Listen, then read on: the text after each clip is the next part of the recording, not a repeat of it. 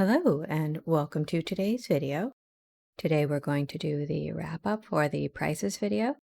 I didn't mean for this to be three parts. I had envisioned this as a single video, but as it turns out, I talk a lot. So we are going to summarize the other two videos and talk about all those brands together. And once that's complete, I had a couple of other topics I wanted to go over. Just externalities of various things that could affect how you view these prices. Guys, you'll never guess what happened in the space of 2 months in the middle of a trade war. Prices went up, so everything I've done prior to now, I probably have to redo to do this video, so they're already out of date. So I will update them to the best of my ability. The one that seems to have changed most is Night Owl, but I will recheck the rest, just in case. Okay, so starting with creams and plain jellies once again. I feel like there are three price categories here: the extremely affordable, the very reasonable, and the boutique. I'm going to be generous and call it boutique. In the first category is cracked polish and lumen nails.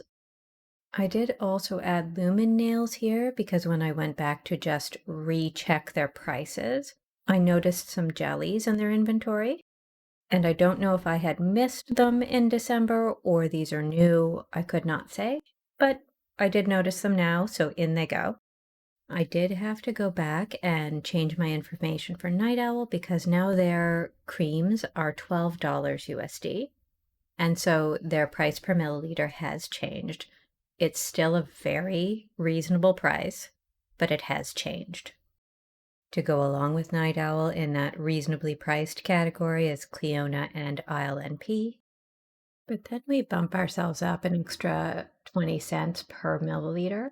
And we've got Holotaco, Mooncat, Cirque, and Phoenix. Now, I am not a great person to be discussing this topic. I love a jelly, but rarely do I buy a plain jelly, and I do not buy creams. They're too boring for me. I cannot handle it. I look down at them on my hands, and my brain says, what the fuck did I do to you? What a price cannot tell you is how a polish performs. So maybe some of these brands have better formulas. And so even though it's a slightly more expensive product, you might feel it's worth that price. But perhaps you were favoring one of these polish brands over the other, thinking it was a better price when it maybe isn't. So price isn't the entire story, but it is a piece of the story. And we are going to move on to the magnetics. Because some of the brands from the first video didn't have as many price points, I didn't need to section out some of these categories. But now that we've introduced the more complex pricing systems of some brands, I have gone ahead and done that. So you'll notice that KB Shimmer is in here now, Lumen is in here now, and Night Owl Lacquer is also present. So once again, I feel like we have three buckets of pricing. We have the ones that are hovering around 80 cents per milliliter. We have the ones that are approximately $1 per milliliter. And then we have the ones that are $1.25 or greater. In that first category are KB Shimmer and Lumen. In the second one are Night Owl Lacquer, Isle NP, Cleona, and Emily Damali. And in the third category are Holotaco by Danny Viana, Cirque, Mooncat, and Phoenix. Next are the thermals. And I'll mention again, not every brand sells a thermal. That's fine. And I've placed a star next to Holotaco because they do not currently offer any thermals, but they have in the past. So it might be reasonable to assume they will do so again in the future at some point. This category doesn't feel as clear-cut. I feel like there is a gradual rise in price until we hit Night Owl Lacquer. And then there's the big jump to the price of Holotaco, Mooncat, and Cirque.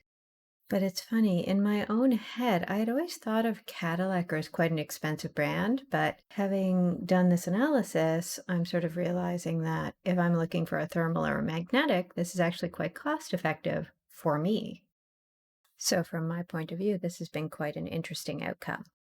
On the subject of toppers, The same applies as in the previous video. Many of these brands do have toppers, but they do not have a separate price point for their toppers. But I did drag out ILMP and KB Shiver here because their toppers are all the same price across the board. So I just wanted a counterpoint to Holo Taco that has that extra category. For just about everybody else, their toppers are going to be rolled into the next section, which is just called specialty finishes. And finally, the remaining specialty finishes that does not include creams, magnetics, thermals, if they are specified elsewhere. I did take some liberties. It turns out Bee's Knees has released a thermal, but just because they have released a single thermal in all of the time I've known them, I'm not giving them a category. And this is a reminder that many of these brands do sell toppers, but they don't have separate price points for that, so they are mostly included here. I have shuffled some of my columns around to make things fit, so if it looks a little different than the previous picture, you're absolutely correct. Also, if you're upset that the font isn't all of the same size, it had to fit somehow. I had to make concessions for space. So as you can see, there are quite a few brands that, although they do gradually rise in price, they are pretty well clustered around that 80 cents to $1 range.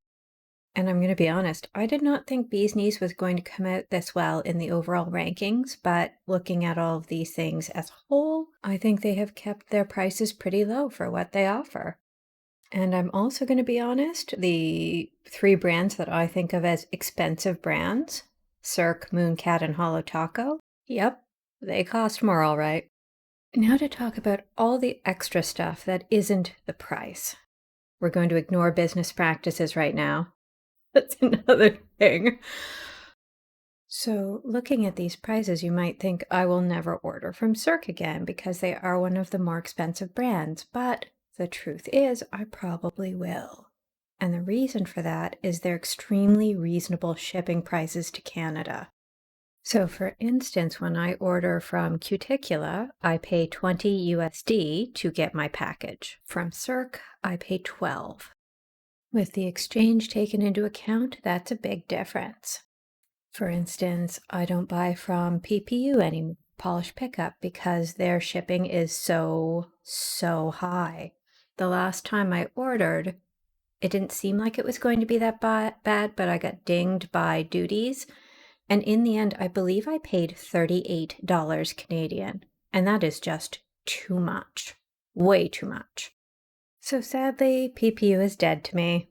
I wish it wasn't, but it is.